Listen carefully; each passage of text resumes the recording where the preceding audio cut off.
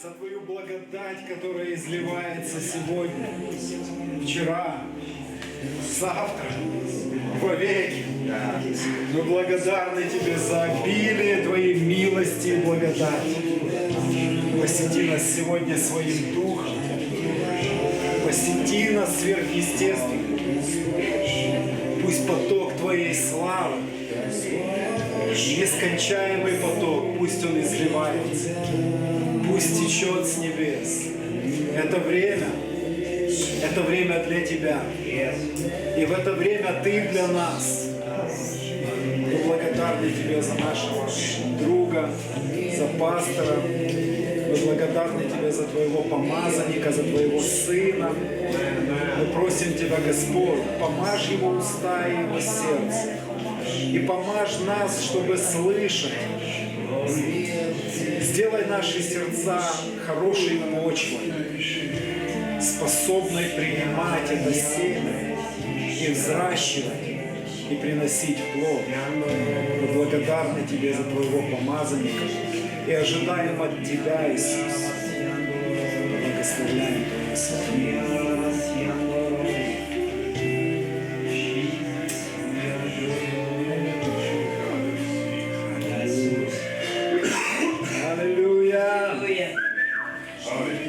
Давайте поприветствуем пастора Владимира.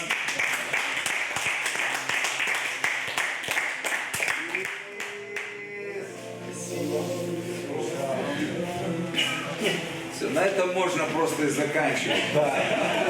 Господь пришел, мы просто исполнились Его присутствием, близостью. Что еще нужно для счастья?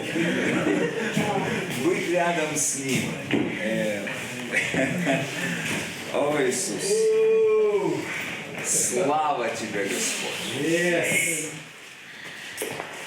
Спасибо большое, пастор Ярослав, за то, что вы доверяете это святое место, кафедру.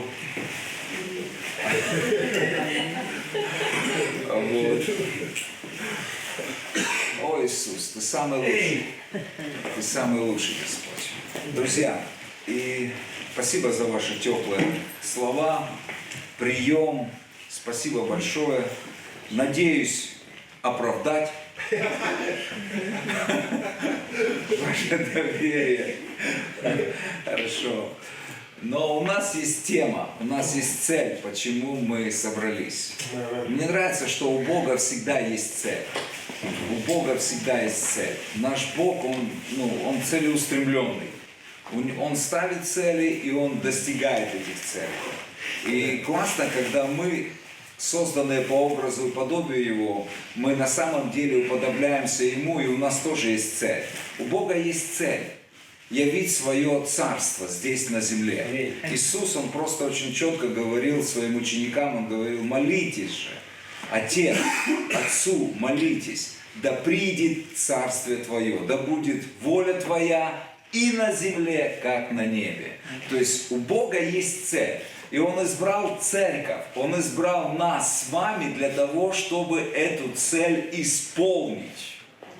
Ефесянам 3 глава 10 стих написано о том, что через церковь делает Бог известным начальством и властям на небесах премудрость Божью. Вау!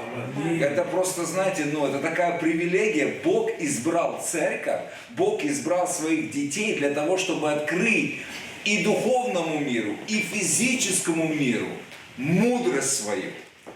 Аминь, аминь. Вы понимаете? То есть, другими словами, мы должны иметь эту мудрость. Мы должны получить от Бога эту мудрость, это понимание, это знание. Так ведь, да? Потому что мы можем дать миру только то, что мы сами имеем. Вы не можете дать то, чего вы не имеете. Помните Деяния 3 глава, когда Петр и Иоанн шли в храм на молитвенное служение. И там был этот парализованный, хромой, который никогда не ходил. Да, и он просил денежку у них по обыкновению. И они сказали: послушай, денег нет у нас, но вот что мы имеем. Вот что мы имеем, мы даем. И мы знаем, что они дали. Да? Очень важно, мы должны понимать, мы можем дать миру только то, что мы сами имеем. Поэтому очень важно нам иметь эту мудрость, это понимание от Бога, чтобы открыть Его Царство, Его волю для людей в этом мире. Аминь. Буквально, когда я ехал сюда, мне попался один ролик, где один человек, не знаю, из какой конфессии, в Киеве, молодой человек, он решил просто сделать опрос, насколько люди, они знают, что такое протестантская церковь. Может быть, вы видели этот ролик. И он написал: адвентисты, баптисты, пятидесятники, харизматы. И он просто в центре Киева подходил к людям и просто спрашивал, что вы знаете о протестантском служении, что вы знаете о протестантизме.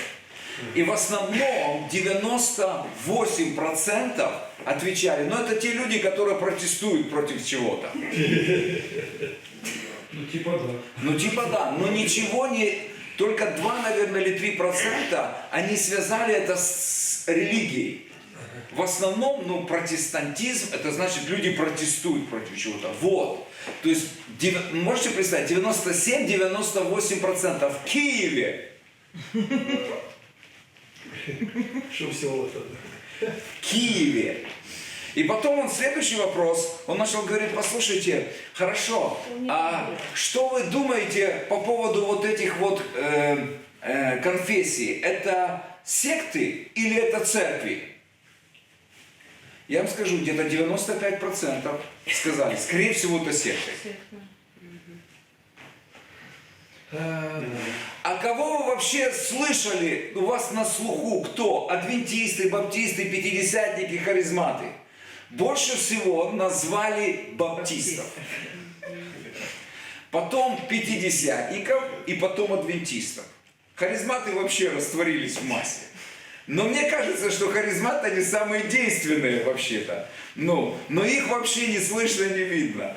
То есть, но к чему я это говорю, друзья? Вопрос не конфессия. Вопрос влияния церкви на этот мир. Насколько церковь Иисуса Христа, она исполняет вот это Ефесянам 3 глава 10 стих, открывая Божью мудрость этому миру, начальствам и властям на небесах и на земле. Вы понимаете? Поэтому я верю, что церковь еще не состоялась как церковь в Украине, это точно. Я не говорю сейчас о православных, я вообще говорю о церкви. Я вообще не говорю там о религии, я говорю вообще о церкви. Поэтому наша тема сегодня и наш ретрит такой, может быть, или я не знаю, как назвать, семинар, это церковь. Это становление. И, конечно, о церкви можно говорить очень много. Я могу неделю учить о церкви, разные моменты касательно церкви. И о дарах служения, и все. Но есть определенный материал, который я почувствовал, что вот стоит приготовить для вот этих часов. И мы проведем несколько часов с вами. Вы не против? Спасибо. У нас будет там кофе, чай, то есть общение. И семинар это как своего рода как учение. И я думаю, что вы все очень образованные люди.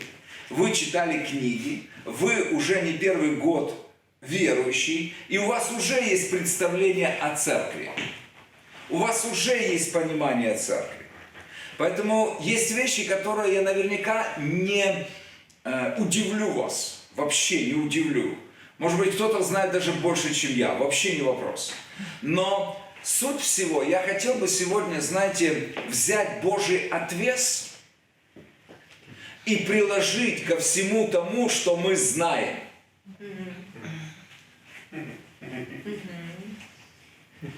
Потому что очень важно. Я немножко строитель. Я заканчивал строительный институт, я работал строителем на стройке, вот, не по специальности, потому что в тот момент развал Союза, вот, инженеры получали 120 рублей, подсобник на стройке 300-400 рублей. Ну так вот в нашем государстве было тогда. Поэтому мне нужно было кормить семью, поэтому я пошел на стройку. Вот, и овладел несколькими строительными специальностями. Поэтому я знаю, что такое строить дом. И самое главное в том, чтобы дом ваш стоял. Есть две вещи. Первое – это фундамент, Третье это углы. Второе. Поправляйте меня. Молодцы. Второе это углы. Третье может быть крыша. Четвертое, наверное, стены. Извините просто. Потому что если крыши нету, как бы вы стены не... Если крыши нету, крыша протекает, это проблема. То есть углы очень важны. То есть основание и углы. Потому что если угол будет завален в ту или другую сторону, во-первых, стена будет кривая, в-третьих, ваш дом будет неустойчив, непрямой, и он может завалиться со временем. Поэтому, углы, это должна быть строгая вертикаль. И есть очень простой предмет, который определяет вертикаль. Веревочка с грузиком, который называется отвес. Вы знаете, очень важно, чтобы у Бога все просто. Поэтому там, где сложно, я обычно туда не забуриваюсь и думаю, не, там Бога не может быть. Для меня это должно быть все очень просто. Потому что Библия говорит, что Бог есть свет. То есть Он должен быть понятен. При свете ты видишь все. При темноте, при сумерках видимость ограничена. Но при свете видно все, до мельчайших подробностей. Поэтому Бог есть свет. И должно быть все очень просто и доступно. Поэтому я хотел бы сегодня, чтобы это было просто и доступно. В том, что вы даже знаете. Но я хотел бы применить этот отвес и взять Слово Божье. Я не хотел бы умничать сегодня. Немножко, может быть. Немножко просто, там, где там греческие, там такое вот слова, поумничали, такое, немножко просто. Но, в основном, чтобы мы взяли вот этот отвес Слова Божия и посмотрели на все то, что мы уже знаем. На все то, что мы уже знаем. Хорошо? Да. Нормально? И я думаю, что все равно, несмотря на все это, что-то вы услышите новое, конечно же. Потому что Слово Божье, я не знаю, сколько лет вы его читаете, я читаю уже много лет, и каждый раз, когда я читаю его, я получаю что-то новое. Поэтому даже если мы что-то слышали, есть у нас такая у христиан способность забывать все. Вот почему апостолы часто говорили, напоминаю вам, братья, Евангелие, в которое вы уверовали, которым вы спаслись, которым спасаетесь, напоминаю вам. То есть Петр говорит, пока я нахожусь в этой телесной храмине, буду непрестанно напоминать вам. То есть есть проблемы у нас с памятью. Поэтому я хотел бы посвятить и отделить это время для церкви. И чтобы не ослабевать в нашей вере, нам нужно всегда видеть конечный результат, вернее, конечную цель, что хочет и что преследует Бог. Я убежден, что если мы не будем знать цели конечной в Боге, лично для своей жизни, то, идя по этой жизни, и то, что будет происходить с нами, всякие ветры, штормы, взлеты, падения. И знаете, если мы не будем знать цели, то рано или поздно мы можем разочароваться. Мы можем утомиться, мы можем устать, если мы будем обращать на те повседневные вещи в нашей жизни, которые могут происходить. Понимаете? Если не будем видеть последнюю конечную цель. Филиппийцам 1 глава 6 стих, апостол Павел говорит, будучи уверен в том, что начавший в вас доброе дело, он совершит или закончит до дня пришествия Иисуса Христа.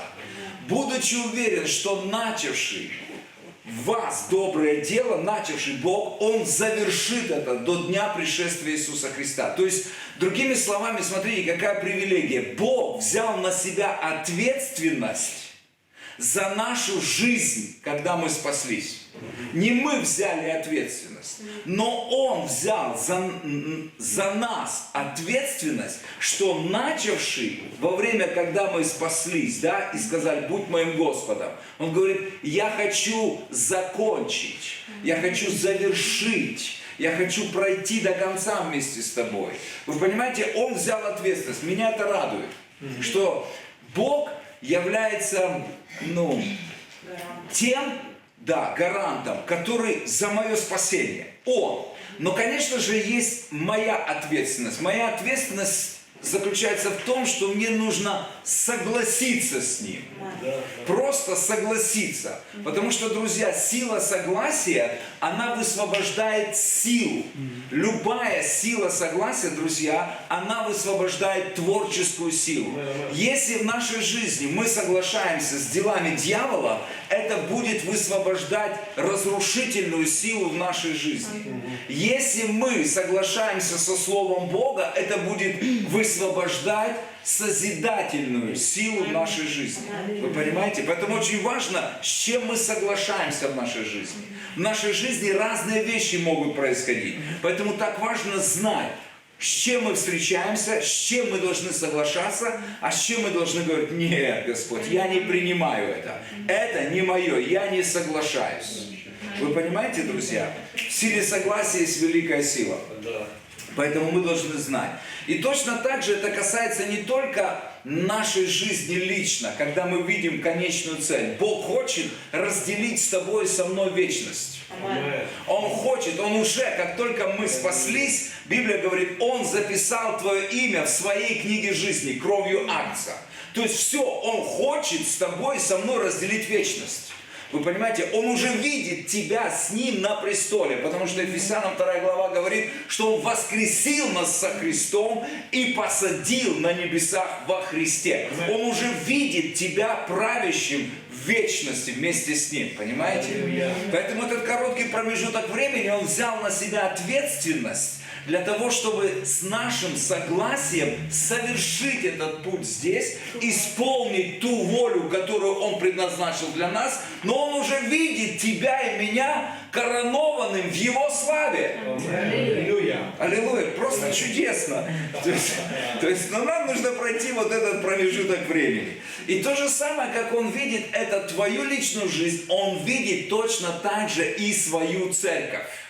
Потому что я убежден, что верующий и церковь понятия неразделимы. Мы не можем быть верующими в Иисуса Христа и не быть частью Его тела. Это нонсенс, это просто, знаете, это противоречит всякому учению Иисуса Христа, Библии, вообще вы нигде не увидите этого. То есть, когда мы говорим церковь, мы говорим Иисус Христос. Когда мы говорим Иисус Христос, мы говорим церковь. Кто вырос в те времена, тот понимает, о чем я говорю просто. Поэтому, когда мы говорим, что я верю в Иисуса Христа, это говорит о том, что я обязательно принадлежу к Его церкви. Понимаете? И у Бога также есть цель конечная для церкви. И Библия уже написала это. Откровение 19 глава, 7-8 стих, там написано, я не открываю некоторые места, ничего, для того, чтобы мы могли идти просто быстро. Там написано, что будет брак Агнца с невестой. И невеста – это все святые, которые облечены в праведность свою. И там очень классно написано, что в праведность свою, не в праведность Христа. Это другое учение просто, друзья, что праведность святых – это наши дела. Это наши дела, которые являются плодом нашей веры в Иисуса Христа. Не наоборот. То есть это уже плод нашей веры к рождению с Богом. Там чистый весон, да. И Ефесянам 5 глава тоже говорится о том, что Бог хочет, чтобы Его церковь стала Его женой. Чистой, без пятна и порока. Помните, да? Это Ефесянам 5 глава, 25-27 стих. Поэтому есть точно так же ответственность церкви, как и наша ответственность, согласиться с конечной целью Бога. Бог хочет видеть церковь. И Он уже видит церковь без пятна и порока. Да. Он видит невесту. Он видит тебя и меня чистым, святым, праведным и так далее. Аллилуйя. Аминь. Поэтому, друзья, очень важно, чтобы мы знали эту цель. Потому что, когда мы не знаем цели, какую Бог хочет для своей жизни и для церкви, видя в истории церкви различные моменты от падения церкви, впадение в ересь, падение служителей, то есть различные гонения, различные притеснения, то есть различные катаклизмы, которые могут происходить в церкви, люди могут разочароваться в церкви. Потому что они не видят церковь в перспективе Бога. Вы понимаете, очень важно, чтобы мы знали, что Бог стоит за свою церковь. И Он лучше тебя и меня знает, что происходит в Его церкви. И у Него есть способность в один миг изменить свою церковь. Точно так же, как и тебя и меня. Он может в один миг просто изменить все. Поэтому очень важно, чтобы мы не были критиками относительно того, что происходит в теле Иисуса. Потому что мы иногда настолько соболезнуем всему тому, что происходит, мы настолько впадаем в все эти вещи, забывая, что это не твоя церковь вообще-то. Это Его церковь. И Он будет разбираться со всем этим. И у Него есть конечная цель. Не волнуйся. Все будет так, как надо. То есть бери ответственность прежде всего за себя. Смотри, знаете, как Павел говорит Тимофею, вникай в себя и в учение. Занимаясь этим постоянно, ты спасешь себя. Видите, ты спасешь себя и повлияешь на всех, кто будут смотреть на тебя и слушать тебя. Вы понимаете? То есть ты занимайся собой. Ты занимайся собой. И это будет влиять тогда на других. То есть, если ты не занимаешься собой, занимаешься другими, ты вообще себя погубишь и на других не повлияешь. Вы понимаете, друзья? Поэтому я так люблю Божье Слово на самом деле. Оно все ставит на свои места. Аллилуйя. Поэтому мы говорим о церкви. И я верю в славную церковь.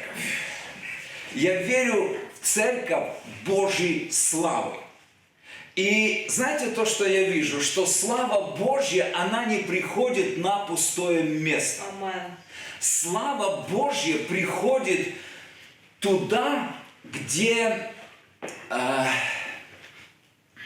есть стандарты неба, где есть стандарты Царства Божьего. Потому что Царство Божье – это Царство Божьей славы. И если мы хотим, чтобы земля, она узнала славу Божью, значит, мы должны увидеть стандарты Царства на небесах и принести эти стандарты на землю. И когда мы приносим эти стандарты на землю, слава Божья, небеса реагируют. Они просто сходят туда. Вы понимаете? И таким образом, никто ничего не может возразить. Поэтому я заинтересован в том, чтобы мы действительно имели этот дух премудрости, откровения, молились и искали лица Божьего, чтобы видеть, как же все на небесах. И вы знаете, когда мы будем видеть то, что на небесах, многие бы учения сегодня в церкви просто развалились бы, придуманные здесь на земле. Потому что если сегодня люди верят, что болезни это от Бога, допустим, да, то если бы они посмотрели, есть ли болезни на небесах, я думаю, они бы разочаровались, их нету там. Я верю, что в Царстве Божьем нет болезней. Вы понимаете?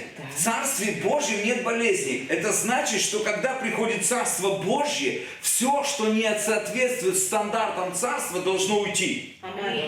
Вот почему этот мир должен пережить величайшую силу божественного исцеления. Когда церковь будет видеть стандарты Царства и строить свою жизнь на этих стандартах, слава, она будет приходить, и люди будут видеть и переживать силу этого Царства. Понимаете? Поэтому я верю в церковь славы. И для меня является пророческим образом Евреям 8 глава, хочу открыть 5 стих. Евреям 8 глава, 5 стих. Это местописание также есть и в Ветхом Завете.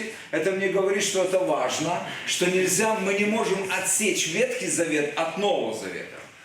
Друзья, сегодня есть очень распространенное веяние, которое приходит с Запада, что нам не нужен Ветхий Завет.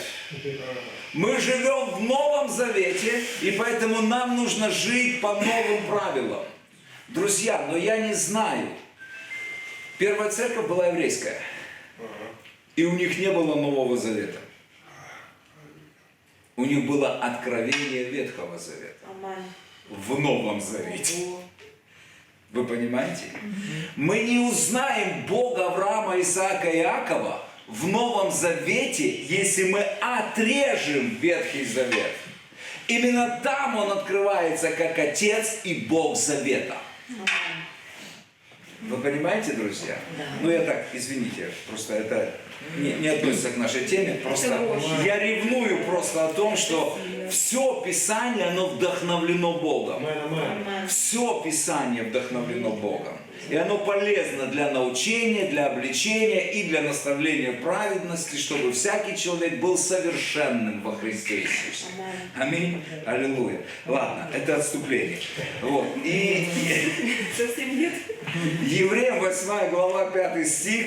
Вот. Поэтому меня затрагивает, когда Бог специально связывает вот то, что он пишет в Ветхом Завете, раз, и то же самое место в Новом Завете. Бог этого не делает. Почему сегодня церковь имеет такую привилегию делать все, что она хочет? Друзья, мы любим свободу, но эта свобода имеет ограничения Его Словом. Вы понимаете, друзья? Поэтому я за свободу в Духе Святом. А Дух Святой, Он никогда не выйдет за границы Слова Божьего. Если вы хотите быть обладаемы, движимы Духом Святым, читайте самую любимую книгу Духа Святого. Самая любимая книга Духа Святого – это Библия. Даже не «Доброе утро, Дух Святой».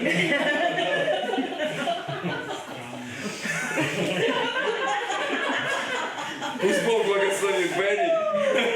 Пусть Бог благословит Бенни, но любимая, самая любимая книга Духа Святого – это Библия. Аллилуйя. Хорошо? Ну, Бенни согласен с этим. 100%. Я знаю, Бенни Хилл с этим согласен. Хорошо. Поэтому, друзья, Евреям 8 глава 5 стих, вторая половина стиха, но я прочитаю весь. Которая служит образу и тени небесного, как сказано было Моисею, когда он приступал к совершению скинии. Смотри, сказано, сделай все по образу, показанному тебе на горе. То есть Бог, Он очень серьезно сказал Моисею, все, что ты видел на горе, все до мельчайших вещей, все это изобрази на земле. И для меня это как пророческий образ, если мы хотим видеть славу Божью.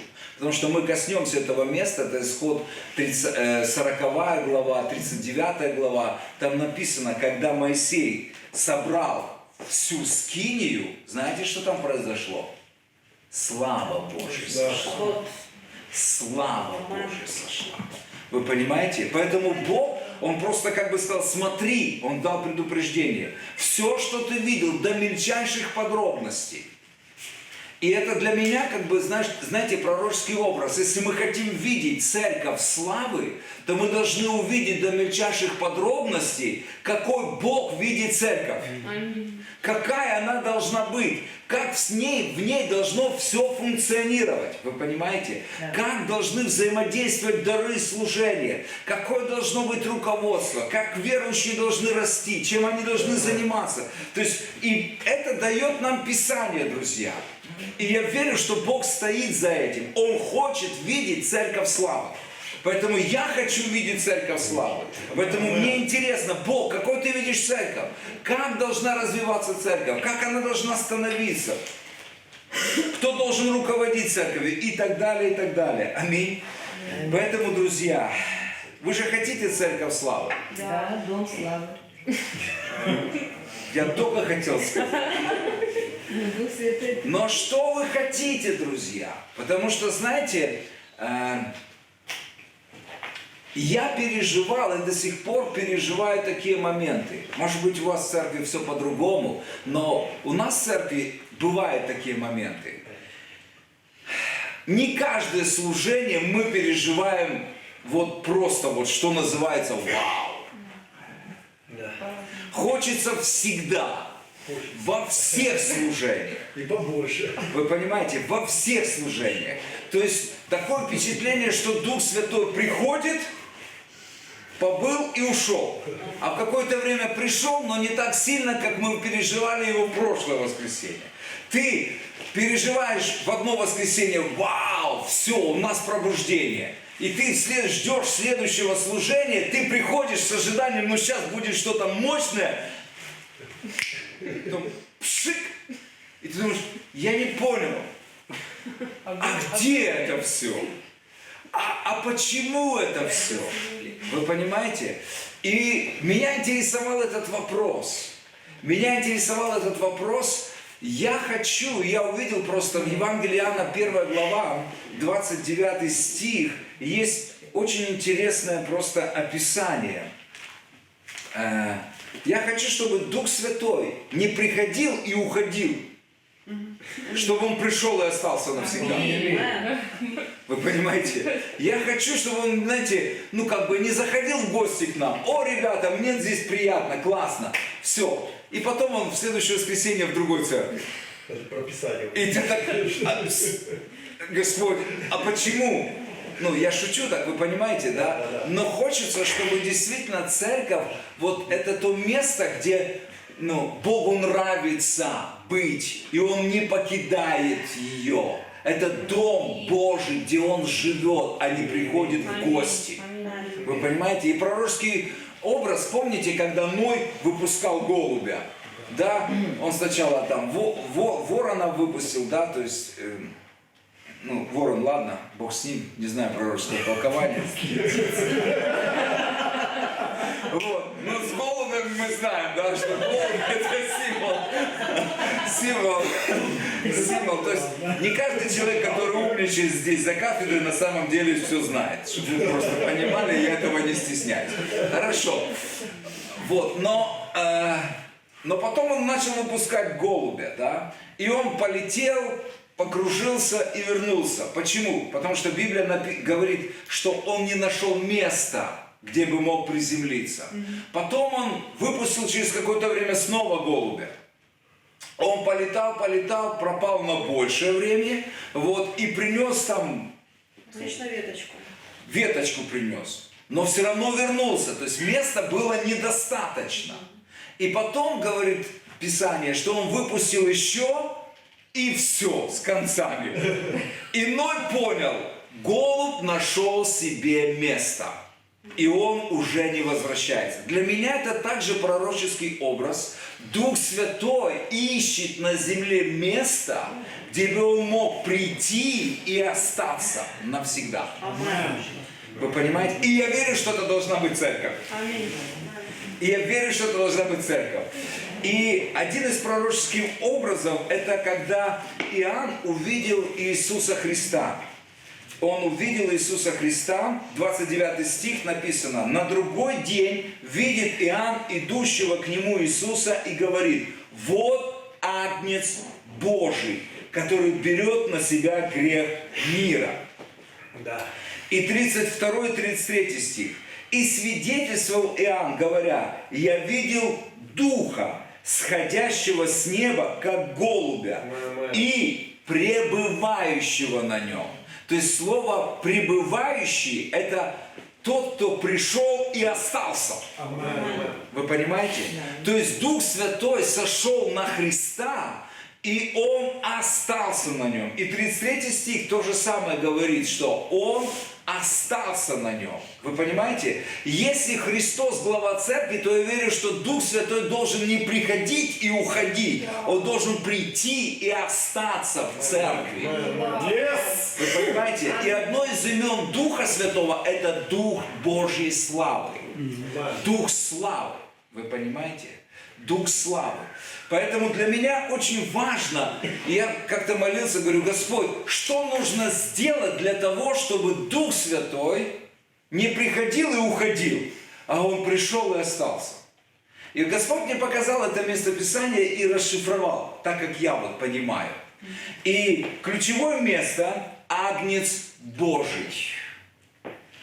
И Господь сказал, посмотри, на кого сошел Дух Святой.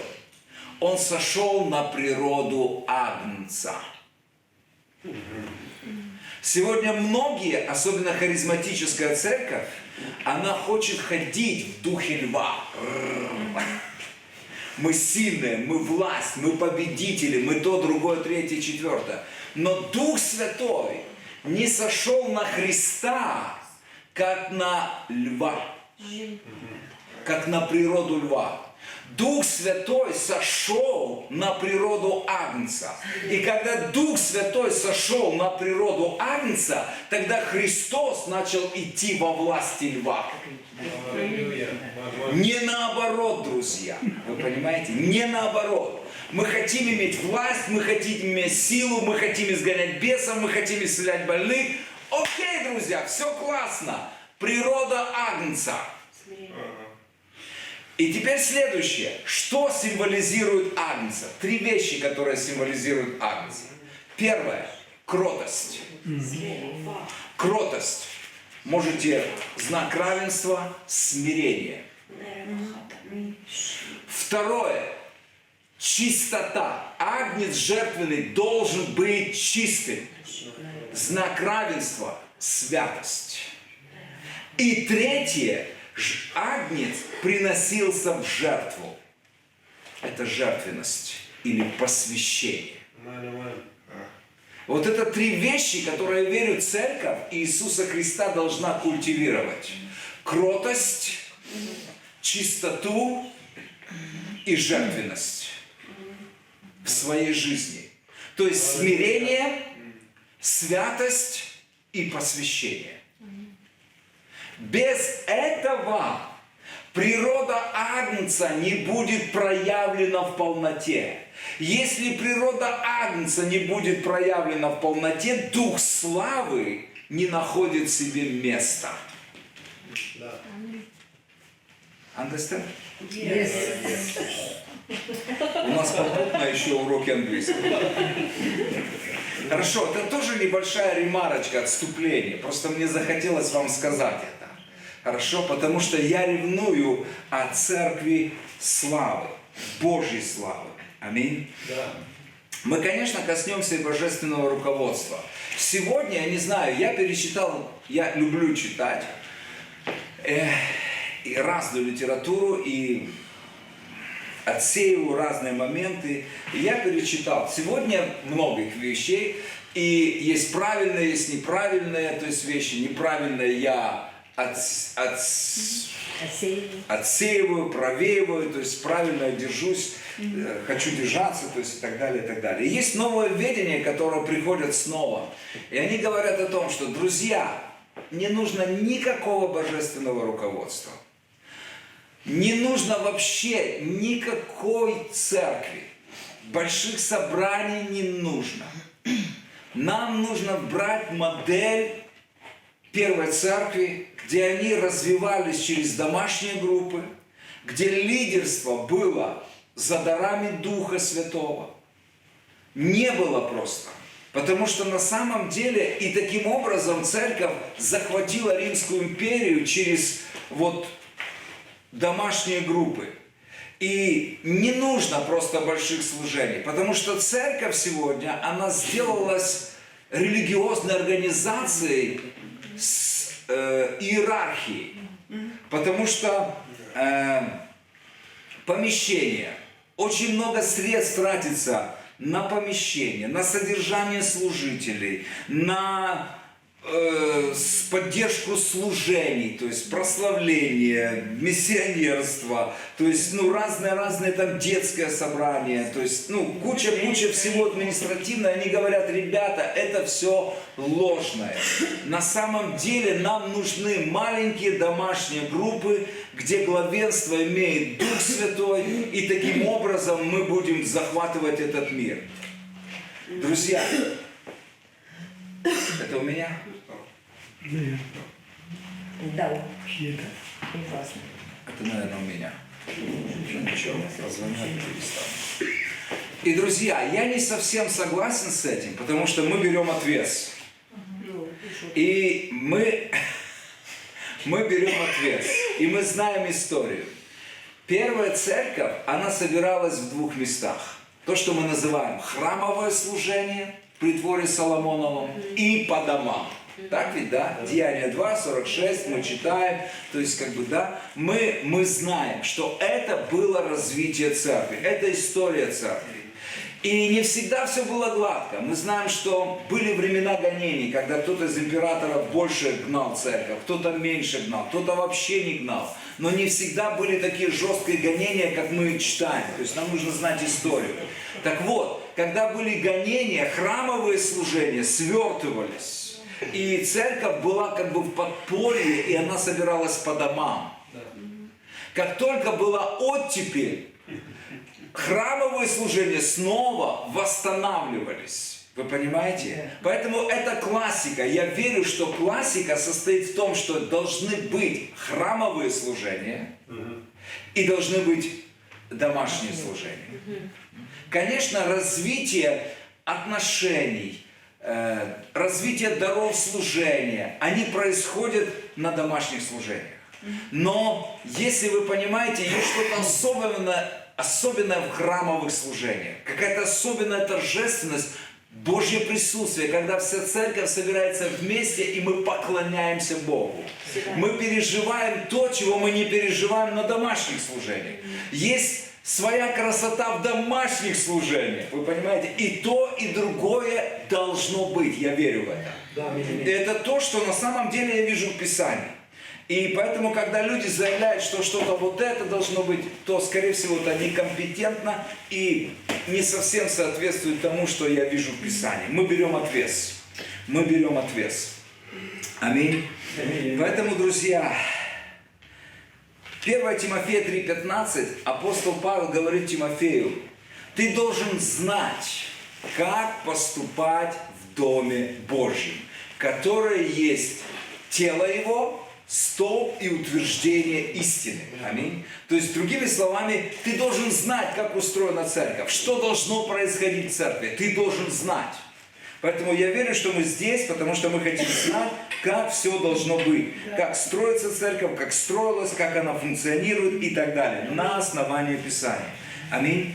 И у нас ограничено время. Время ограничено уроками, сессиями. Поэтому мне нужен ответственный человек, который дружит с часами и посматривает на часы и отмеряет 50 минут для того, чтобы сделать небольшой перерыв.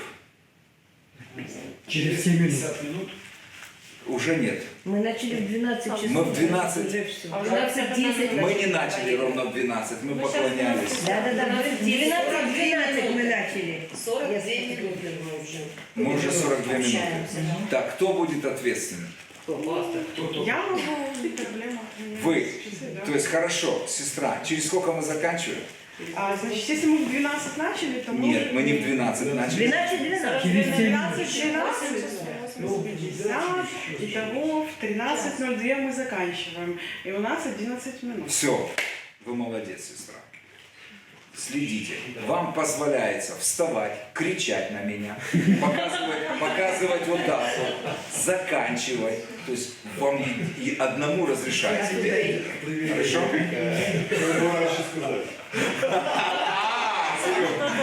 А что ж вы такие? Было бы интересно.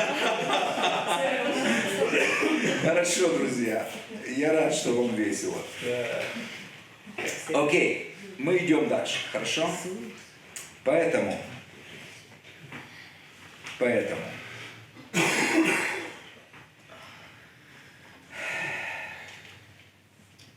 Где я? Ты должен знать, как поступать в Доме Божьем. Да. Давайте мы посмотрим просто. Когда мы видим рождение церкви, то с первых дней сошествия Духа Святого мы можем видеть две категории верующих. Это апостолы и братья. То бишь верующие. Ну так Библия говорит. Тут сестры входят в это определение. Все нормально. Да, ну да, мы. Да, молодцы. То есть апостолы и братья. И апостолы были на тот момент единственными лидерами или начальствующими, или руководителями, как угодно назовите их, среди верующих. И они учили и руководили церковью. Деяния 2.42, Деяния 4.35. Мы видим просто, что было только две категории. Да? И так продолжалось недолго. Где-то по хронологии 1,5-2 года до 6 главы Деяния. Я хотел бы, чтобы мы открыли. И в 6 главе Деяния мы видим кризис в руководстве церковью. Вы знаете, что кризисы в церкви – это нормально. Это не что-то страшное. Это нормально. Мы видим, что Библия четко и честно описывает все кризисы, которые были в церкви. Грехи, падения, отступления. Библия просто описывает. Невероятные. Невероятные просто. Поэтому иногда ты читаешь Библию и говоришь: ух ты, в моей церкви такого нет, аллилуйя. Что значит пока? Я верю, просто что не будет. Когда лидеры спят там с женами, с мужьями, то есть не хочу в это верить другими. И смотрите, я просто прочитаю это. Рождается новая категория лидерства. И Библия называет ее диаконами. Диаконами. Знаете, я родился в харизматической церкви, и для меня вот эти все пресвитеры, диаконы, все для меня это было, пахло таким православием, всем таким этим самым. Я думал, меня не касается, мы лидеры, у нас есть пастор, то есть такие мы были, харизматической церкви. Но когда ты начинаешь становиться мудрее, и ты начинаешь просто читать Писание, разбираться вообще в всех этих терминах, терминологиях, ты начинаешь видеть смысл вообще всего. То есть толкование тому современному, что сегодня имеет значение лидерства, понимаете? Просто эти старые аббревиатуры, они растолковывают значение просто, что мы называем сегодня современным лидерством. Окей, поэтому давайте я хочу прочитать это. А мы прочитаем, давайте, с первого. То есть прошло 1,5-2 года. 1,5-2 года, когда апостолы были единственными лидерами в церкви. И написано: в эти дни, когда умножились ученики, с 1 стиха, произошел у эллинистов ропот на евреев за то, что вдовицы пренебрегаемы были в ежедневном раздаянии потребностей. Тогда 12 апостолов, созвавши множество учеников, сказали: нехорошо нам, оставив Слово Божие, пищись или заботиться о столах. Итак, братья, выберите из среды вашей 7 человек, изведанных, исполненных Святого Духа и мудрости, их поставим на эту службу. А мы постоянно пребудем в молитве и служении Слова. И угодно было это предложение всему собранию, и избрали Стефана, мужа, исполненного верой Духа Святого, Филиппа, Прохора, Никанора, Тимона, Пармена, Николая, антиохийца, обращенного язычью. И поставили перед апостолами, и эти, помолившись, возложили на них руки. И Слово Божье росло. Вау, продвижение. То есть мы видим, что что-то начало происходить. Был определенный застой, пришел кризис, и потом решился этот кризис, и опять прорыв пошел. Вы понимаете? То есть кризисы – это не что-то страшное. Кризисы – это, знаете, может быть платформа или старт для нового уровня. Иногда мы думаем, что кризисы в нашей жизни – это все плохо, что-то мы сделали не так. Возможно, вы что-то сделали не так, но извлекайте драгоценное из ничтожного, и пусть это станет стартовой площадкой для нового чего-то. То есть я хочу, чтобы мы позитивно смотрели на все, что происходит в нашей жизни. Почему? Потому что начавший доброе дело, он заинтересован в вашей жизни, чтобы закончить. Поэтому не заканчивайте раньше того, кто взял ответственность за вашу жизнь. Вы понимаете? Потому что некоторые сходят с дистанции самовольно. Друзья, у Бога есть великая вера в каждого из нас. Сестра. 5 минут. А я хочу. Еще 5 минут. Окей. За 5 минут вы как-то жестикулируете. Колесо сделайте, на шпагат сядьте. Хорошо? В общем, чтобы я вас заметил. Шутка. все представили, да, приняя помышление в послушании Христу. Хорошо, друзья. Хорошо. Так появляется служение диаконов. И я думаю, не удивлю вас, что диакония для вас слово известное, буквально переводится с греческого как «слуга», «тот, кто служит». И я скажу вам, это очень важное служение в церкви. Аминь. Это практическое служение. Оно отдельно от публичного служения проповедью и учением. И в современной церкви всякое административное служение, оно подходит под вот это описание диаконское служение.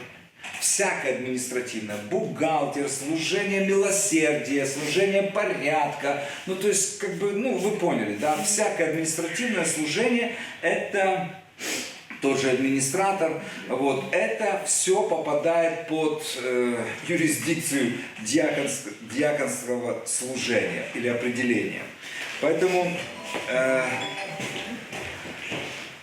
раз мы здесь, в диаконском служении, давайте Деяния 6 глава, 3-4 стих, еще раз прочитаем, написано. «Итак, братья, выберите из среды вашей 7 человек, изведанных, исполненных Духа» и так далее, и так далее. Мы видим, что апостолы обратились к собранию церкви, чтобы церковь выбрала этих людей, 7 человек. То есть это еще раз мне говорит о том, что в церкви нет единоличного лидерства. Очень важно, чтобы мы понимали. В церкви нет единоличного лидерства. Мы коснемся о руководстве чуть позже, я расскажу вам, что такое, как функционирует лидерство вообще. Вот, нет единоличного лидерства. Во всем Новом Завете вы не увидите этого. И вообще вы не увидите этого. Но сейчас я вам покажу просто потом. Хорошо? Это будет потом. И мы видим, что не апостолы выбирали этих людей, а церковь выбирала. Но апостолы дали критерии, по которым нужно выбрать этих людей. И это было избранные, то есть испытанные, то есть с хорошей репутацией, исполнены духа, то есть духовно зрелые люди, и мудрые.